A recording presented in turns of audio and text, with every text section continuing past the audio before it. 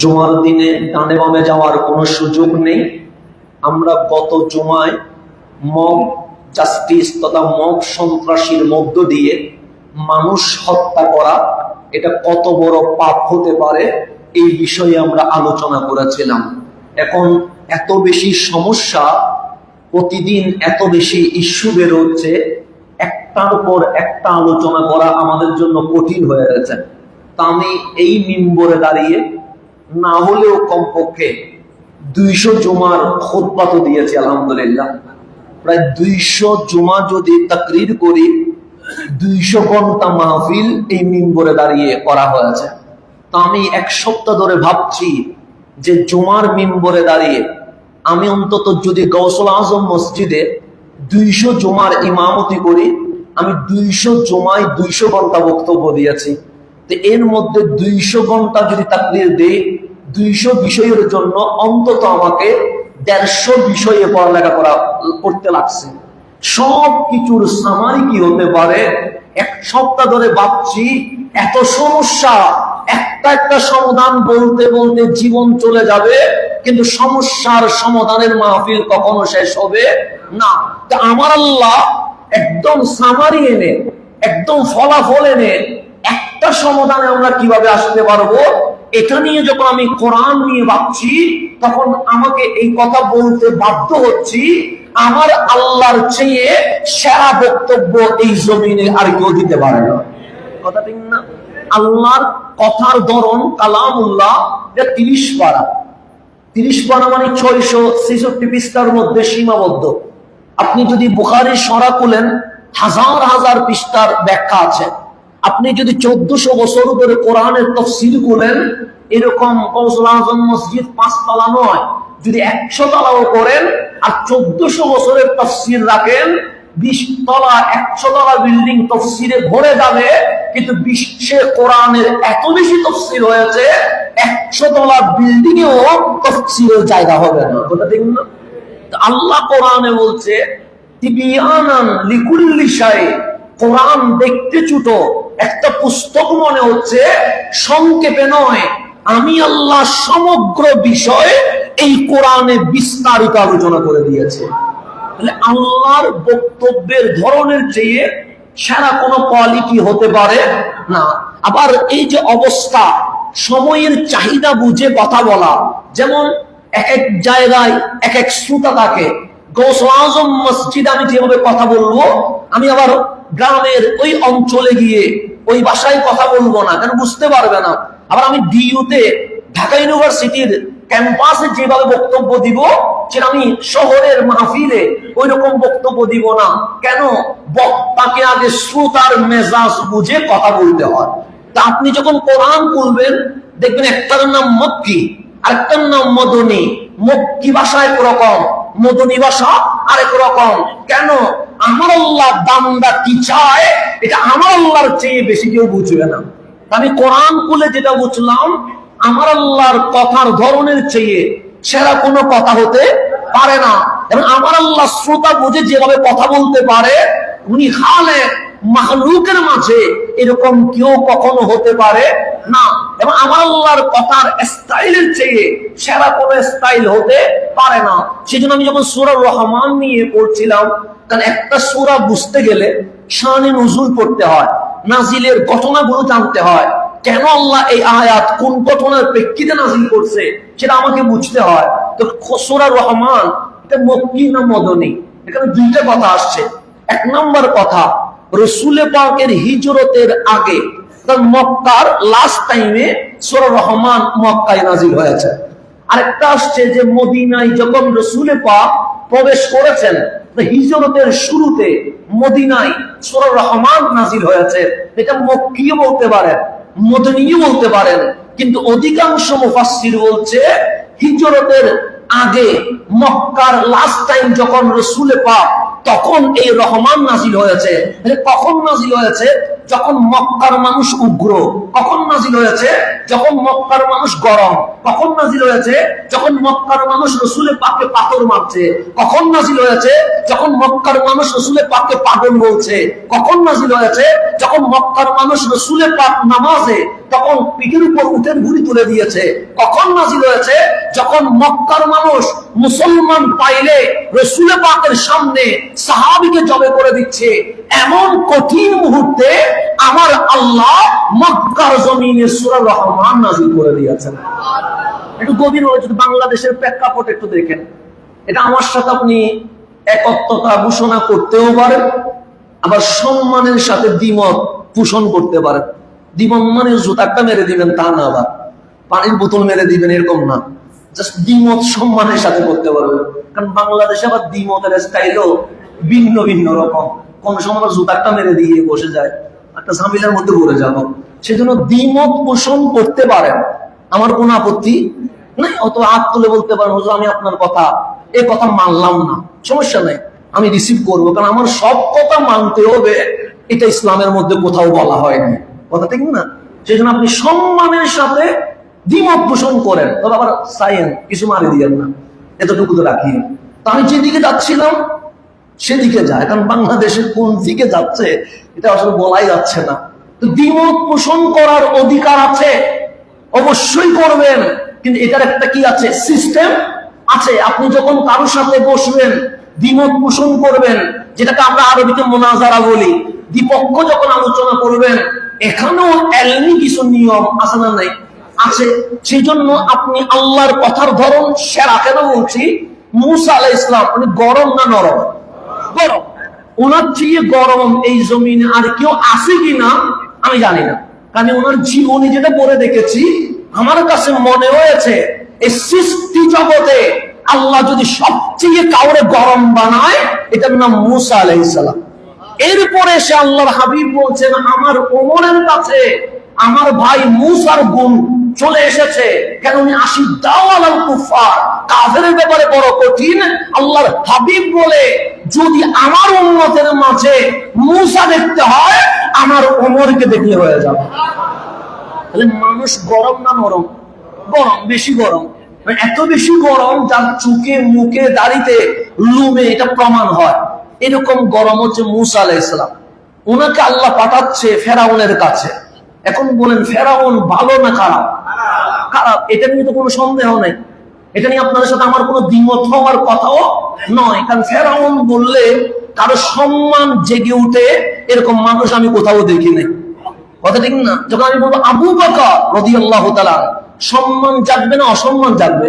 সম্মান বলতেই সম্মান চলে আসে। কিন্তু যখন বলবো ফেরাউন নমরুদ, সম্মান না অসম্মান? অসম্মান। সেই জন্য পৃথিবীর জমিনে খারাপের দৃষ্টান্ত দেওয়ার জন্য মানুষ ফেরাউন নমরুদ কারণ সাদ্দামের নাম বলে, আর ভালো মানুষের নিদর্শন দেওয়ার জন্য মানুষ আবু বকর, ওমর, উসমান, আলীর নাম বলে রাদিয়াল্লাহু তাআলা আনহুম, কথা ঠিক না? তাহলে সাইড কয়টা হয়ে গেছে? দুইটা। এখন মুসা আলাইহিস সালাম উনি গরম পাঠাচ্ছে যার কাছে, সে ওই জামানায়ও খারাপ এই জামানায়ও খারাপ। এক জামানায় খারাপের দৃষ্টান্ত ফেরাউন হিসেবে সারা জিন্দেগি আলোচনা চলছে, চলবে। পাঠাচ্ছে কার কাছে? খারাপের কাছে। কাকে পাঠাচ্ছে? কালিমকে। তো উনি গরম, তো গরম মানুষ কথা বলতে গেলে একটু গরম করেই তো কথা বলবে, কথা ঠিক না? উনি তো মসজিদের মিম্বরে আসতেছে না, উনি যাচ্ছে কার কাছে? বেঈমানের কাছে। মসজিদের মিম্বরে আসলে সবাই মুসলমান, এখানে কথার ধরন একরকম হবে।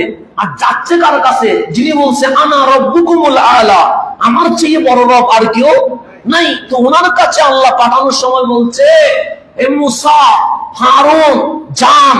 বলছে মালিক কার কাছে যাবো? সে ফেরাউনের কাছে। কালিম বলছে মালিক ও তো খুব খারাপ। আল্লাহ বলে কথা বলার সময় গরম করে কথা বলা যাবে না, লাইনা নরম করে কথা বলতে হবে। কেন?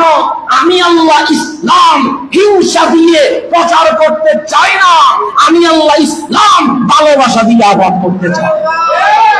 তাহলে আল্লাহর কথা তো আমি বলি বলতাম হারাই গেল, মারি গেল, দুই টুকরো করে গেল, এটা আমার সিস্টেম ছিল। কিন্তু মালিক বলছে লাইনা, কালিম তুমি করো, কিন্তু যার কাছে যাচ্ছ সে ভালো না, সে সবচেয়ে খারাপ।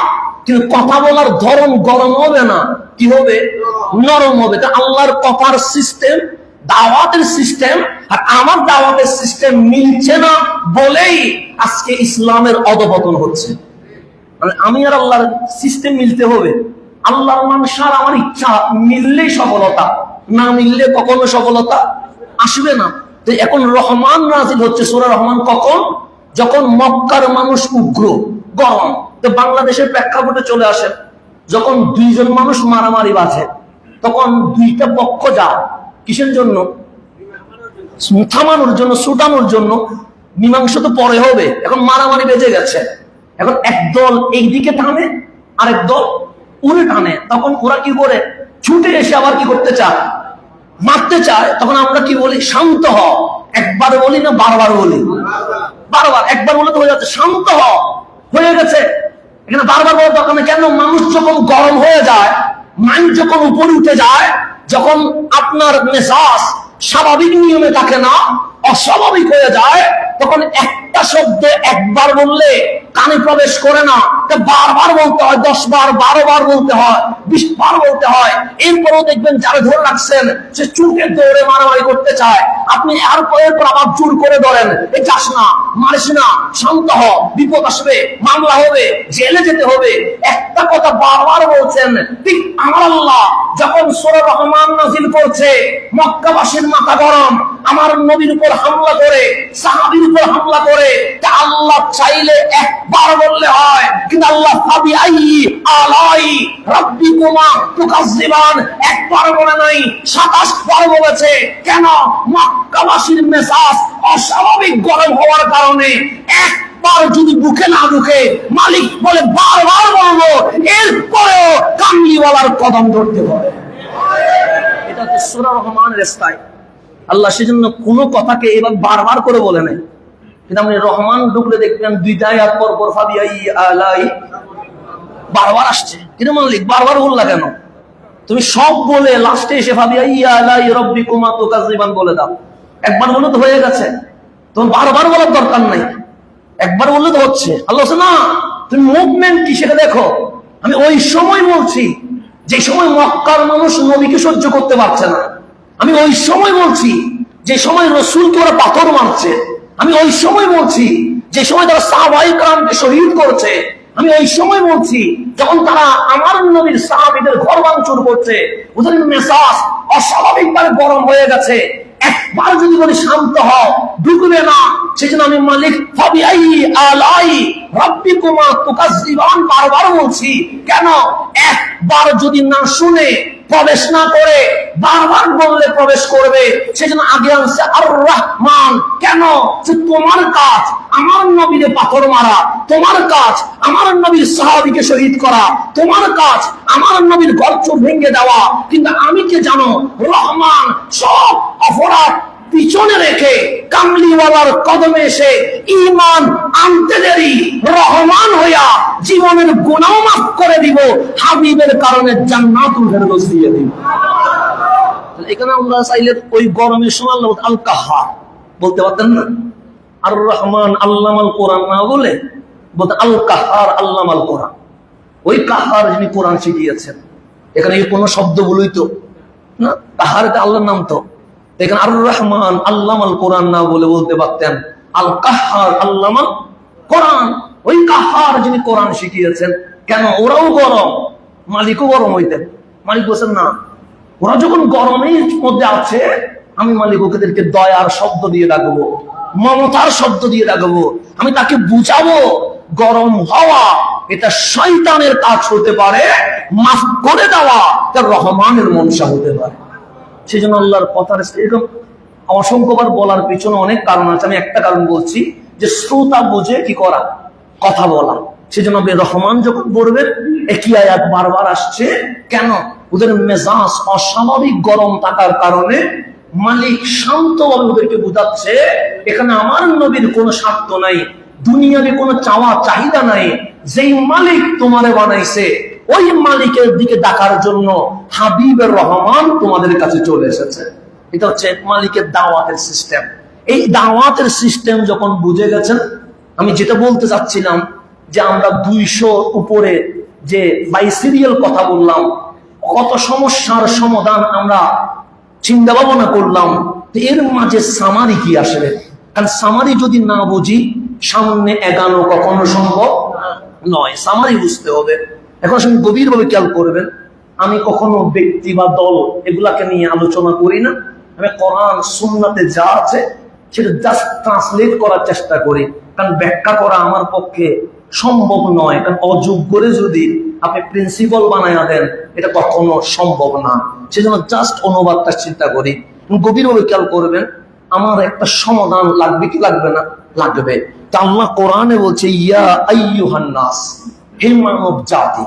যখন মানব জাতি বলছে, সেখানে আপনিও আছেন, মন্দিরের হিন্দুও আছে, গির্জার খ্রিস্টানও আছে, যে ধর্ম মানে না সে নাস্তিকও আছে। আল্লাহ বলছে, হে মানব জাতি শোনো, মালিক কিছু বলবা? মালিক বলে, কাদ জাআকুম বুরহানুম মির রাব্বিকুম, শোনো তোমাদের রবের পক্ষ থেকে তোমাদের মাঝে বুরহান তশরীফ নিয়ে এসেছে। কে তশরীফ আনছে? বুরহান। কাদ জাআকুম বুরহান, তোমাদের মাঝে আসছে কে? বুরহান। বুরহান মানে আপনাদের ঘরের বুরহান না, আল্লাহ বলছে বুরহান। বুরহান মির রাব্বিকুম, তোমাদের রবের পক্ষ থেকে। বুরহান মানে কি? অকাট্য দলিল। অকাট্য দলিল, প্রমাণ এসে গেছে। একটা জিনিস প্রমাণ আসে নাই, তখন শাস্তি হবে না। কি হবে না? প্রমাণ আসছে তখন কি হবে? শাস্তি হবে। এটা মনে রাখবেন, প্রমাণ আসে নাই তখন কি হবে না, প্রমাণ আসছে তখন শাস্তি হবে। আপনি রসুলদের ইয়াটা দেখেন, রসুলরা দাওয়াত দিছে কি দেয় নাই? দিছে। মুসা আলাইহিস সালাম দাওয়াত দিছে, হারুন আলাইহিস সালাম দাওয়াত দিছে, দাউদ আলাইহিস সালাম দাওয়াত দিছে, দিছে না? যে যতক্ষণ দাওয়াত দিছে, দাওয়াত উম্মত মানে নাই। বেশি উম্মত মানছে কি মানে নাই? মানে নাই। দাওয়াত মানে নাই, আল্লাহ শাস্তি দেয় নাই। দেখেন, খলিল বলছেন লা ইলাহা, মানে নাই উম্মত, আল্লাহ আযাব দেয় নাই।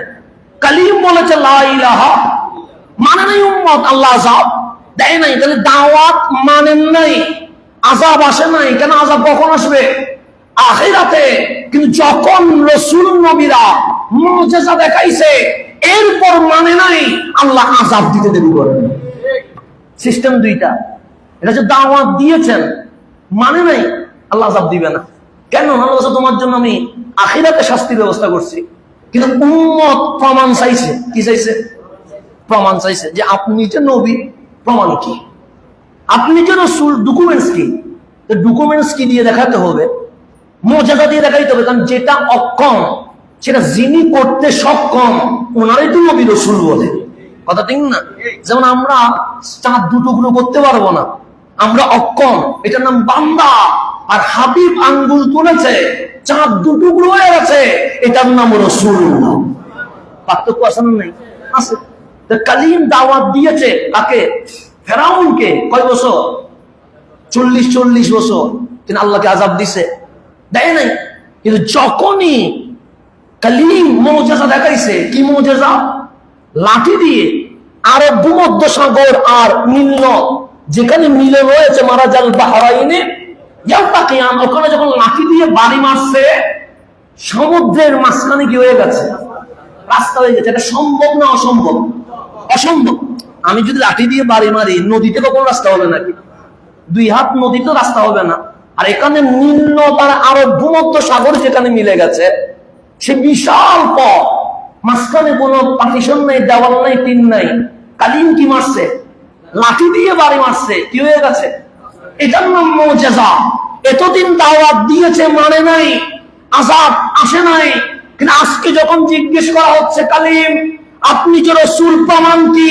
এই প্রমাণ যখন এসে গেছে, লাঠি দিয়ে যখন বাড়ি মারছে, রাস্তা যখন হয়ে গেছে, আল্লাহ বলে এতদিন দাওয়াত ছিল, মুজিজা ছিল না। আজকে দাওয়াতও আছে, মুজিজাও আছে। যখন মুজিজা মানে নাই, আল্লাহ সমুদ্রের মাঝখানে ফেরাউন আর ফেরাউনের বাহিনীকে সুবাইয়া মারছে। কেন? দাওয়াত না মানলে আযাব আসে না, প্রমাণ না মানলে আযাব আসে। এই জিনিসটা শিখে নেবেন। তো রাসূলের পাক এত মুজিজা দেখাইলেন, আযাব আসে নাই কেন? প্রশ্ন এটা আসে না? ফেরাউন সমুদ্রের মাঝখানে মরে গেছে, লূত আলাইহিস সালামের উম্মত ধ্বংস হয়ে গেছে, নূহ আলাইহিস সালামের উম্মত বন্যায় প্লাবিত হয়ে মরে গেছে। তো রসুলের পাক তো চাঁদ দুটুকরো করছে না, হাত দিয়ে সূর্য তুলছে, এরপরে ওকে আবু জেহেল আবুল আহাব মানছে, মানে নাই। তো প্রমাণ না মানলে তো আযাব আসে। কারণ আপনি পূর্বের বাবা আদম থেকে ঈসা রুহুল্লাহ তাক সব যদি তাকান, প্রমাণ মানে নাই, কি আসছে? দাওয়াত না মানলে আযাব আসে না, দাওয়াত না মানলে এটা হিসাব হবে কোথায়? আখিরাতে। কিন্তু মুজিজা প্রমাণ না মানলে হিসাব হবে কোথায়? দুনিয়ায়। তা হাবিবুল্লাহ তো মুজিজা দেখাইছে, কিন্তু আযাব তো আসে নাই। কেন? সে আযাব এই কারণে আসে নাই, কালিমের মুজিজা, লাঠির মধ্যে ঈসার মুজিজা, আঙ্গুলের মধ্যে দাউদের মুজিজা, কাপড়ের মধ্যে এক একজনের মুজিজা, এক একটার মধ্যে।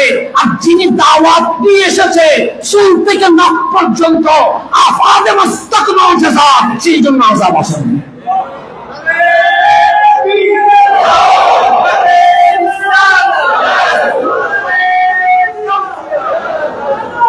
তাহলে এখন জিনার আফাদে মস্তক কি হয়ে যায়? মুজিজা হয়ে যায়, যার বেলাদত মুজিজা হয়ে যায়, যার ওয়াফাত মুজিজা হয়ে যায়, যার চাওয়া মুজিজা হয়ে যায়, যার হাসি কান্না কি হয়ে যায়? মুজিজা হয়ে যায়। আল্লাহ বলে প্রত্যেক মুজিজায় যদি আযাব দেই, বিশ্বে মানুষ খুঁজে পাওয়া যাবে না, কারণ আফাদে মস্তক মুজিজা। সেজন্য ওনার জুতা বললে সেটাও কি হয়ে যায়? মুজিজা হয়ে যায়। উনি চাদর নিলে এটাও কি হয়ে যায়? মুজিজা হয়ে যায়। সেজন্য খলিল আর হাবিব এখানে দুইটা মানে বন্ধু। তো আমি যদি কাউরে বলি তুমি আমার খলিল, তাও বন্ধু, তুমি আমার হাবিব, তাও বন্ধু, তো দুইটাই তো বন্ধু। বন্ধুর মধ্যে ফারাক কি? খলিল আগুনে পড়ছে, কিসে পড়ছে? তো এখানে কি শুধু খলিলের কাপড় পড়তেছে না, বডি সহ? বডি সহ মানে শরীর মুবারক সহ পড়ছে। তো খলিলের শরীর পড়ছে কোথায়? আগুনে। তো খলিল কারে কয়? যার শরীর আগুনে পড়তে দেরি। আগুনের নিয়ম কি? জ্বালায়া দেওয়া। আগুন তো কাউরে চিনে না, ওকে আমাদের চিনে নেই। তা আমার কেউ যদি আগুন ধরাই দেয়, আগুন কি বলবে? এটা হাসানা জারি করে জ্বালাবো না, এরকম তো কোনো শব্দ বলবে না আশা করি। তা আগুন না আপনারে ছাড়বে না আমারে ছাড়বে? কাউরে তো ছাড়বে না, কারণ আগুনের কাজ কি করে দেওয়া। তো কিন্তু খলিল কারে কয়? আল্লাহ বলে খলিল যারা বানাইছি, তুমি যদি আগুনে পড়ে জ্বালায়া দিবে। খলিল যখন আগুনে পড়ছে, আল্লাহ বলছে কুনি বারাদাও ওয়া সালামা। আগুন এখানে হাসান পড়ছে না, খলিল পড়ছে। তো খলিল তারে কয় যার শরীর আগুনে পড়লে জ্বালাই না, আগুন জান্নাতের বাগান হয়ে যায়। এটার নাম খলিল। এটার নাম কি? খলিল। রাসূল পাকের জাহেরি পর্দা হয়ে গেছে, দুনিয়া থেকে জাহেরি বিদায় নিয়ে নিয়েছেন। সিদ্দিক আকবরের আমল শেষ, ফারুক আজমের জামানা চলে আসছে। তাহলে অনেক সময় চলে গেছে, তো প্রায় 3-4 বছর সময় কি হয়ে গেছে? চলে গেছে। ফারুক আজম এরকম উঠানে বসে দিনের বেলায় প্রশাসনিক কাজ করছে। কিসের কাজ? রাষ্ট্রীয় কাজ করছে। কোথায়? মসজিদে নববীর উঠানে বসে। তখন তার রাজপ্রসাদ নাই, উঠানে বসে কি করতেছেন? লেখালেখি করছেন, দাপ্তরিক কাজ করছেন। তো এখন বিশ্বে শুনতেছেন দাবানল বলে নাকি, যেটা আগুন জ্বালাইয়া নিয়ে যায়, এটাকে কি বলে? দাবানল। কখনো ইসরায়েলে জ্বলে, কখনো বা কানাডায় জ্বলে, কখনো আমেরিকায় জ্বলে, এরকম পাহাড় টু পাহাড় জ্বলে কি হয়ে যাচ্ছে? পুড়ে যাচ্ছে। তো তখন মদিনার বাহিরে আগুন ধরছে। আগুন ধরছে কোথায়? কিন্তু মরুভূমি যেহেতু কানেকশন আছে, ওই দাবানলের আগুন ঘোড়ার মতো দৌড়ে কোথায় ঢুকে গেছে? মদিনায় ঢুকে গেছে। এখন তো জমজমের পানির লাইন ঢুকছে, বিভিন্নভাবে পানির লাইন আসছে। তখন কি মদিনায় জমজমের পানির কোনো কানেকশন গেছে? যায় নাই। এরকম কোন পানির ব্যবস্থা আছে? মরুভূমি, পানি পান করতে কষ্ট হয়ে যায়। তো কেউ একজন এসে বললেন, ওমর আপনি আমিরুল মুমিনিন, খলিফাতুল মুসলিমিন, কিন্তু মদিনায় যে পরিমাণ আগুনের স্পিড দেখা যাচ্ছে, হয়তো 5-10 মিনিটের ভেতরে আমরা হালাক হয়ে যাব, ধ্বংস হয়ে যাব। তো তখন তো আর ফায়ার সার্ভিস, একে কি বলে? ফায়ার সার্ভিস বলে না? হ্যাঁ, ফায়ার সার্ভিসের তখন কোনো ব্যবস্থা ছিল নাকি যে দমকল বাহিনী দৌড় দিবে, আগুন নিভাই দিবে? এরকম তো কোনো ইয়া নাই। তো সাহাবায়ে কেরাম তাবিঈন ওরা দিশকুল না পেয়ে বলছেন, ওমর এখন কি করা যায়? ফারুক আজম দেখতেছেন আগুন কি হয়ে গেছে, মদিনায় প্রবেশ করে ফেলেছে। মানে এমন স্পিড মদিনায় আগুন ঢুকছে, 10-20 মিনিট চললেই মদিনার অধিকাংশ জায়গা পুরে ছাই হয়ে যাবে। এতগুলো দমকল বাহিনী ফিট করাও কিনা সম্ভব না। আর মদিনা এটা বাংলাদেশ না যে দুই হাত ঢুকেলে পানি পাওয়া যাবে। মদিনায় মরুভূমি। তো উনি আশেপাশে দেখতেছেন কেউ আছে কি, দেখলেন একজন সাহাবী বসে আছে যার গায়ের মধ্যে রসুলে পাকের চাদর রয়ে গেছে। তো দেখতেছে কোনায় উনি কি হয়ে আছে, বসে আছে। কম, হে পুরুষ দাঁড়া। উনি দাঁড়ায় গেলেন, যাইয়া আগুনটা নিভাই আসে। কাউকে বলে নাই, কাকে বলতেছেন? যার কাঁধে রসুলে পাকে শুধু এতটুকু বলছে, যাও আগুন নিভাই আসো। উনি আর জিজ্ঞেস করেন কেমনে নিভাবো, ফায়ার সার্ভিস তো নাই, দমকল বাহিনী তো নাই, পানি তো নাই। উনি বুঝে গেছে যে ওমর এতগুলো মানুষ বসে আছে, একজন লোক বলে নাই আগুন নিভাই আসো। আমারে বললেন কেন? হাতের ওই রসুলের পাকের চাদর হাতে নিয়ে নিলেন, দিলেন দর, ওই চাদর দিয়ে যখন আগুনে বলছে যা চলে যা, যা চলে যা, যখন ওই চাদরকে দিয়ে এইভাবে করে আগুনকে দৌড়াইতে শুরু করলো, যে স্পিডে আগুন মদিনায় ঢুকছে, রসুলের পাকের চাদর দেখে ওই রকম স্পিডে মদিনা থেকে আগুন বের হয়ে গেছে। খলিল বলে যার শরীর পড়লে আগুন নিভে যায়, হাবিব বলে শরীর লাগবে না, হাবিবের শরীর মোবারকের সাথে কিছু যদি কাজ হয়, ওই কাপড় যেদিকে যাবে আগুন সেদিকে নিভে যাবে। তাহলে খলিল আর হাবিব এরকম পার্থক্য বললে তো আমাদের কিয়ামত চলে আসবে। পার্থক্য কখনো কি হবে না, শেষ হবে না। তো রাসূলে আরবি সাল্লাল্লাহু আলাইহি ওয়াসাল্লাম, তো ইনার নাম রহমতুল্লিল আলামিন, যাকে জানের চেয়েও বেশি কি করতে হবে। তো ভালোবাসার মানুষের আলোচনা কি বন্ধ হয় না? চলতে থাকে, চলতে থাকে, চলতে থাকে, আলোচনা বন্ধ হয় না। কারণ আপনি মুখে বললেন আমি রাসূলকে বেশি ভালোবাসি, কিন্তু আপনার জবানের নবীর শান বের হচ্ছে না, আপনার কাজকর্মের দরুদে পাক বের হচ্ছে না। এটা কি ভালোবাসার লক্ষণ হইতে পারে? না। সেজন্য আমাদের কসম আজম মসজিদে আমরা যেদিকে ঢুকি কিন্তু রসুলের প্রেম যে কোনো ভাবে প্রবেশ করে চলে আসে। কথা ঠিক না? এটা দেখবেন এখানে দাঁড়াইলেই রসুল প্রেম বের হয়। এটা একটা স্বাভাবিক কি হয়ে গেছে, নিয়ম হয়ে গেছে। আপনারা যে দূর দূরান্ত থেকে তেমনি আসেন না, কাউরে দেখার জন্য কি আসতে হয় নাকি? না না, আপনারাও যে আসেন শুধু একটা কারণে, এই বাগানে কামলিওয়ালার প্রেমের কথা শোনা যায়। এখন আল্লাহ বলছেন আমার রসুল আফাদে মস্তকি মুজিজা, তো জানার চুল থেকে নখ পর্যন্ত মুজিজা। যদি আযাব দেওয়া লাগে প্রতিদিন দিতে হবে, প্রতিদিন যদি দেয় আর মানুষ খুঁজে পাওয়া যাবে না, যাওয়ার না। আল্লাহ বলছে অন্যদের বেলায় দুইটা ডিফারেন্ট ছিল, একটার নাম দাওয়াত ছিল আর একটার নাম মুজিজা ছিল। দাওয়াত মানে নাই, আযাব দেয় নাই, মুজিজা মানে নাই, আযাব দিতে দেরি করে নাই। আর হাবিবুল্লাহ যিনি আসছে, দাওয়াত থেকে মুজিজা আলাদা করা যায় না, মুজিজা থেকে দাওয়াত আলাদা করা যায় না। যার প্রত্যেকটা কথা একদিকে দাওয়াত বের হয়েছে আর একদিকে মুজিজা বের হয়েছে। তো প্রত্যেকটা লম্হা যার মুজিজা, সেখানে আযাব দিবে কোন দিকে? সেজন্য আল্লাহ বলছেন হাবিব আপনার এই জাতিকে দেখে আমি আল্লাহর আযাব দিতে বেশি মন চায়। কেন? ওখানে ফেরাউন থাকলে এখানে আবু জাহেল আছে। তো কথা ঠিক না? ওই ফেরাউনের চেয়ে এই আবু জাহেল আরো বেশি মারাত্মক। কথা ঠিক না? ওখানে ফেরাউন ছিল কয়টা? এখানে তো ফেরাউন একটা না, আবু জাহেল, আবু লাহাব, উতবা, শাইবা, ইবনে উমাইয়া, গনি শেষ করা যাবে না, গনি শেষ করা যাবে না। তাহলে ওখানে ফেরাউন ছিল কয়টা? আর হাবিবুল্লাহর জামানায় ফেরাউন গনি কি করে যাচ্ছে না? আল্লাহ বলছেন হাবিব আযাব দিতে বড় মন চায়। কি দিতে? আল্লাহ বলল। আর হাবিব বলছেন মালিক তো দেন না কেন? আপনি নূহ আলাইহিস সালামের উম্মতরে পানির ভিতরে দিয়া তালাবন্দি শেষ করে দিয়েছেন, খলিলুল্লাহর উম্মতরে শেষ করে দিয়েছেন, আমারটারে দেন না কেন? আল্লাহ বলে একটা কারণে দেয় না। কি কারণে? মা কান আল্লাহু লিয়ুআযযিবাহুম ওয়া আনতা ফীহিম, তাদের মাঝে আপনি আসেন বলে আযাব দিতে পারেন। কেন? যেখানে রহমতুল্লিল আলামিন বসে থাকে সেখানে রহমান কখনো কাফার হতে পারে না। সেজন্য আমি আল্লাহকে দিতে পারি নাই, কারণ বসে আছে যিনি, উনি রহমতুল্লিল আলামিন। তো রহমতুল্লিল আলামিন যখন মওলার দিকে তাকায় আছে, রহমান কখনো কাহার হতে পারে নাই, সেজন্য কি দিতে পারে নাই? আযাব দিতে পারে নাই, এতেই হাবিব আপনার কারণে দিতে পারি নাই, নাহলে এগুলার আমি যে কি করতাম যদি আপনি না থাকতেন। কিন্তু আপনি আসেন বলে এগুলার কি করে দিছি, ছেড়ে দিয়েছি, না হলে আমি ছাড়তাম না কখনো। সেই জন্য হাবিবুল্লাহর কারণে আমরা কি হয়ে গেছি, বেঁচে গেছি। তা আল্লাহ বলছেন ইয়া আইয়ুহান নাস কাদ জাআকুম বুরহানুম মির রাব্বিকুম। এখানে বলে নাই যে মুহাম্মাদুম মির রাব্বিকুম, তোমাদের রবের পক্ষ থেকে মুহাম্মদ এসেছে। বলে নাই আহমদুম মির রাব্বিকুম, তোমাদের রবের পক্ষ থেকে আহমদ এসেছে। বলছে বুরহানুম, কেন?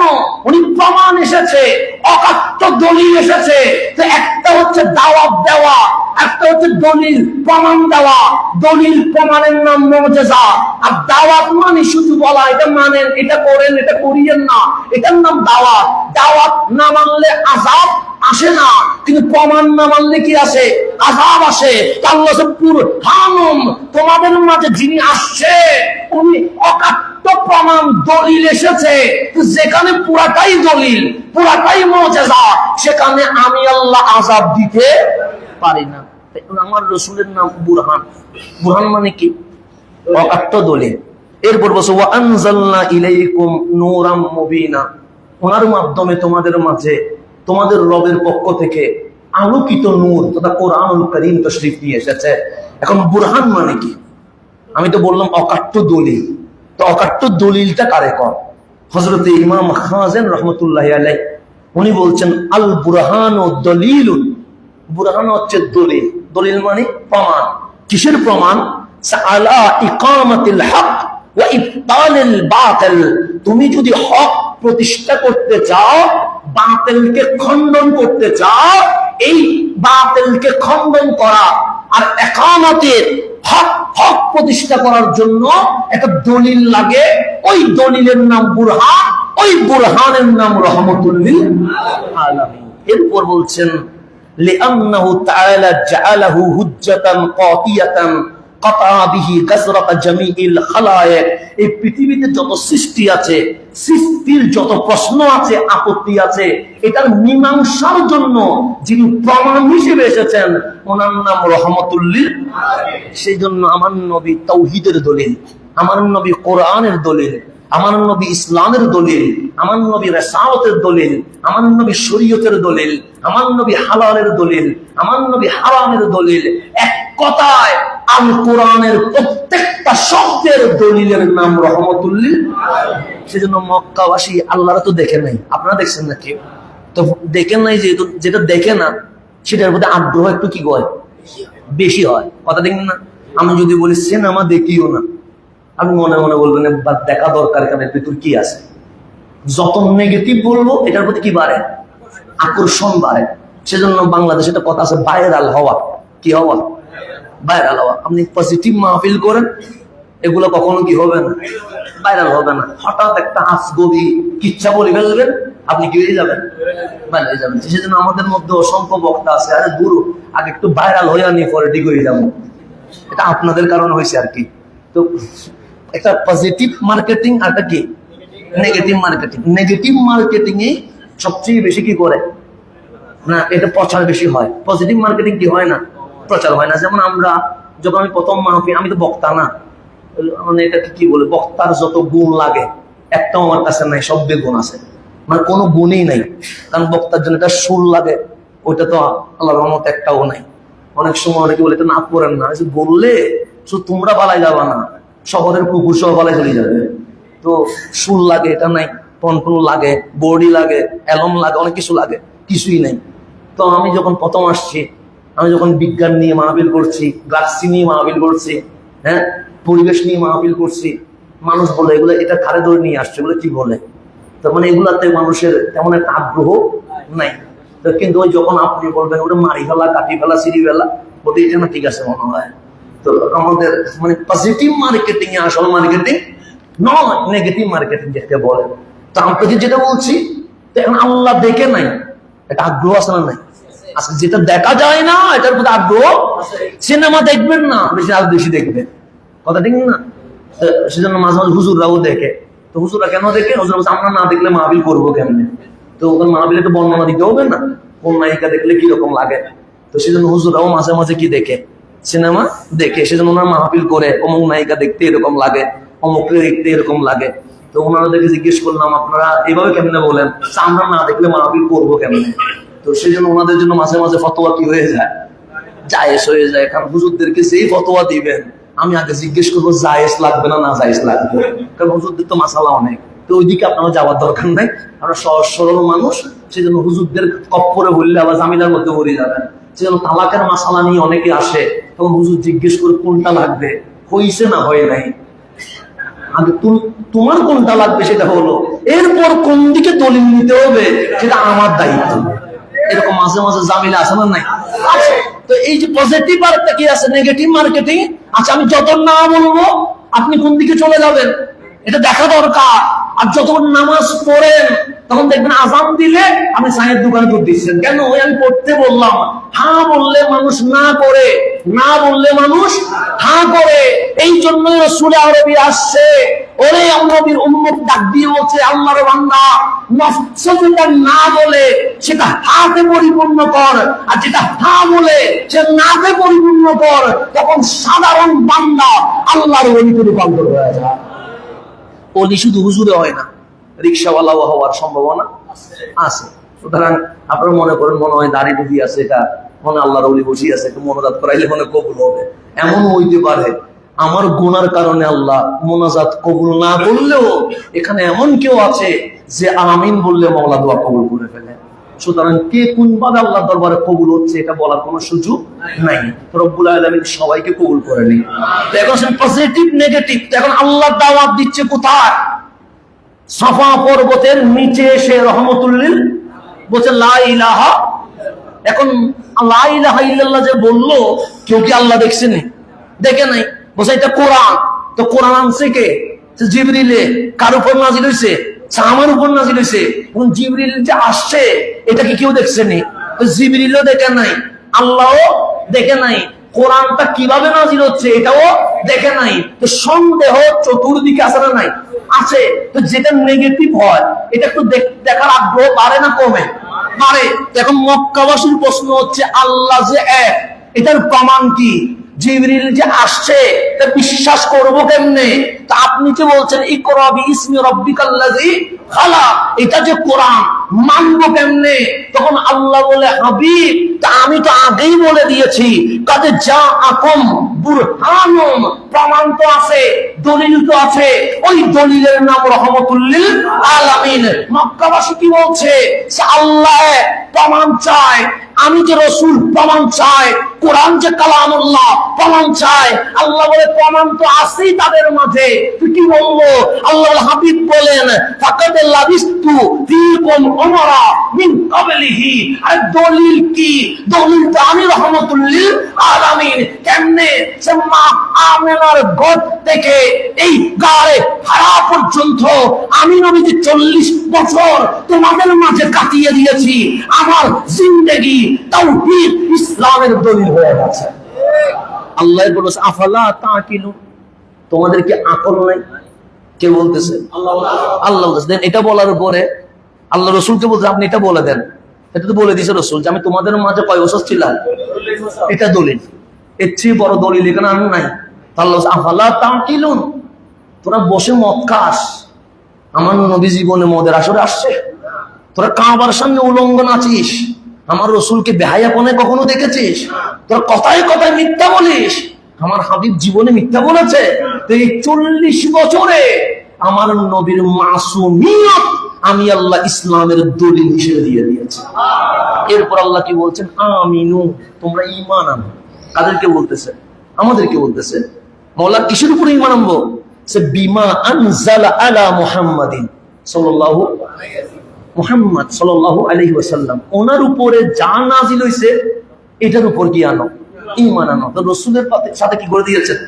সম্পৃক্ত। তো এখন রাসূলের নাম বললেন কেন? বলতে পারতেন কোরআনের উপর ঈমান আনো, তাওহীদের উপর ঈমান আনো, লা ইলাহা ইল্লাল্লাহর উপরে ঈমান আনো, এরকম বলতে পারে না?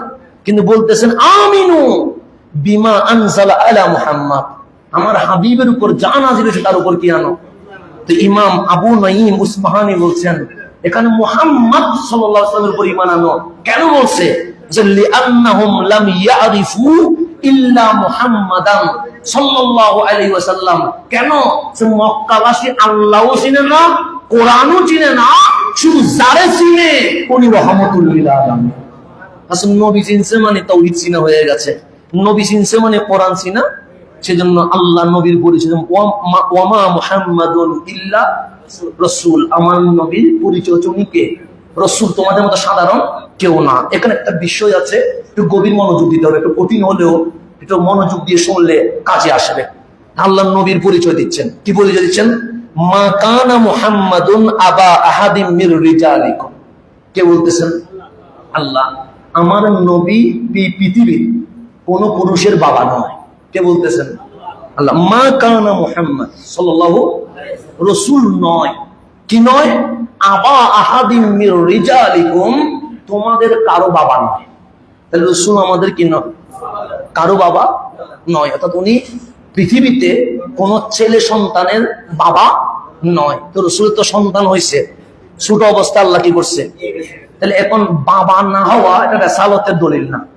মনে রাখবেন, বাবা না হওয়া এটা রিসালাতের। মুসা আলাইহিস সালামের কি ছেলে হয় নাই? হয়েছে। ইব্রাহিম আলাইহিস সালামের কি ছেলে হয় নাই? দাউদ আলাইহিস সালামের কি ছেলে হয় নাই?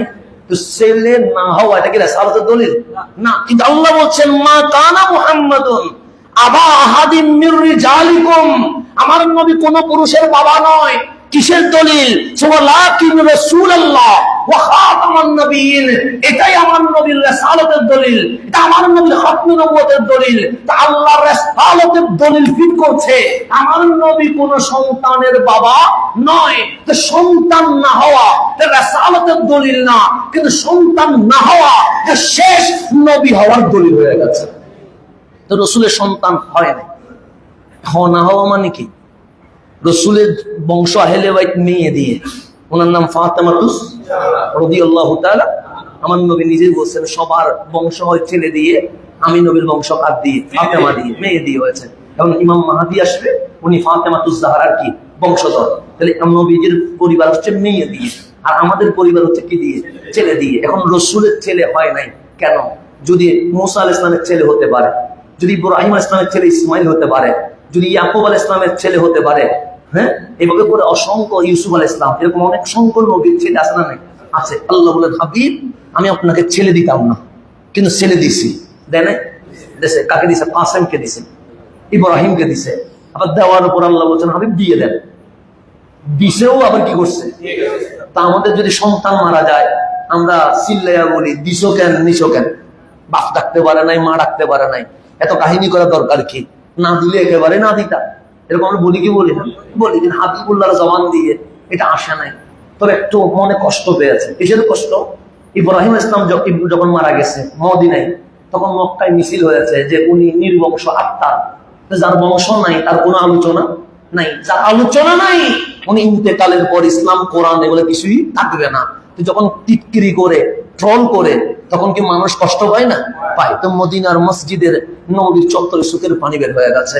আল্লাহ বলে হাবিব নিয়ে গেছি, কষ্ট পাইছেন? হাবিব বলে কষ্ট পাই নাই, কারণ যিনি দিয়ে খুশি হয় আমি পেয়ে খুশি হয়েছি, যিনি নিয়ে খুশি হয় আমি নবী দিয়ে খুশি হয়ে গেছি। এখানে হাবিব মাহবুবের খেলা চলছে। তো কাঁদছেন কেন?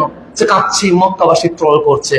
তা আল্লাহ বলে হাবিব সন্তান দিতাম না, দিয়েছি এই কারণে যদি সন্তান না হয় তখন মানুষে বলবে তা কেমন নবী যে ছেলে সন্তান জন্ম দিতে পারে না, আপনার ইজ্জত আঘাত হবে। সেজন্য সন্তান দিয়ে বিশ্ববাসীরা জানাই দিলাম এমন নবী মেয়েও পয়দা করতে পারে, ছেলেও পয়দা করতে পারে, কিন্তু আমি প্রাপ্তবয়স্ক বানাই নাই। হাবিব বলে মালিক কেন দিয়ে? যখন মানুষ কি উত্তর দিলেন, তো যুবক হইলে সমস্যা কি? তখন আল্লাহ বলে হাবিব আপনি কে? হাবিব বলে খাতামুল আম্বিয়া, শেষ নবী। তা আপনার সন্তান যদি বড় হয় উম্মত হবে না নবী হবে? উম্মত হবে। কেন? আমি নবুয়তের দরজায় তালা বন্ধ করে দিয়েছি। আল্লাহ বলে হাবিব সন্তান নিয়ে গেছি এই কারণে, কারণ ইব্রাহিমের ছেলে ইসমাইল নবী হয়ে গেছে, ইয়াকুবের ছেলে ইউসুফ নবী হয়ে গেছে। হাবিবুল্লাহর ছেলে সন্তান শাহজাদা যদি নবী না হয়, আমার নবী ইজ্জত আঘাত আসবে। আমি সব মানতে পারি, হাবিবুল্লাহর ইজ্জত আঘাত মানতে পারি না।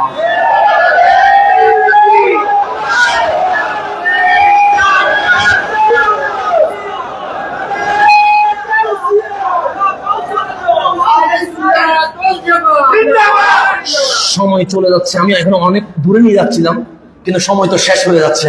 আমি অনেক দূরে নিতে যাচ্ছিলাম, আলোচনা বেঁচে থাকলে চলবে, বেঁচে থাকলে আয়াত যদি থাকে আর কি। মানুষের মরণশীল মানুষ মরে গেলে জানা যায় না যাইতে পারলে দোয়া বলে দিন, অন্তত বদদোয়া করিয়েন না। তো এখন আসলে আমি যেটা বলছিলাম, হাবিবুল্লাহর সন্তান না থাকা হাবিবুল্লাহর খতমে নবুয়তের কি?